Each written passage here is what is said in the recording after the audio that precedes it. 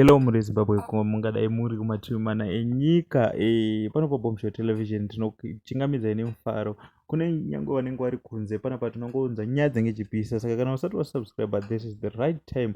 What are you waiting for? Join the biggest family right now. Over 9,000 masubscribers. Alright, tisingada kupedza nguva. Nyaya ndauya nayo ndeyamadzibaba avo vaspotwa vachitumira mamhepo.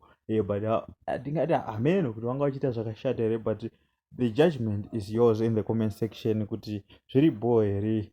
Asi maonero angu zvangu zvinenge zviri bho pakuti vanga vachidawo kuti murume wemunhu anga ari kugirlfriend adzoke, so vane zvanga vachiita vachitaura zvanga vachitaura. Ndo vhidhiyo randoda kunge asi ndoda kuratidzai, then comment in the comment section below. What do you think? Is it good or it's bad? Kuvarumewo mungotaurawo masaidi enyu. Thanks for watching. Ndo zvanga nazvo. Mwari wekudenga, Mwari waJennifer, Mwari waKirevi, Mwari tiri kukumbira zvine masimba, tiri kunamata nepicture randaisawo mu rachiedza nangoni vanofanira kuti vasiyane kana kuti varambane. Ndo zvatakumbira zvine masimba. Jehovha uri mucherechedzo wenhiko yandiri kunamata kuna Ravi naRabhoni, kuvatongi. Jehovha tiri kutaura kuti murume uyu akatorwa nemunhu asiri wake, mukadzi wacho ari kuda murume wacho, saka toda kuti mukadzi adzokere kumurume wake. Jehovha Mwari ndima akambouraya kana zvimwe ndisatani akambouraya paSodhoma neGomora.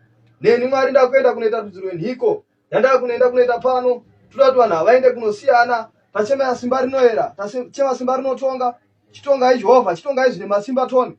Chitonga tone Kirebi, chitonga tone Mose, chitonga tone Samson, chitonga tone Gideon.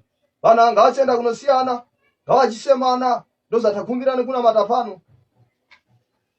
Amen.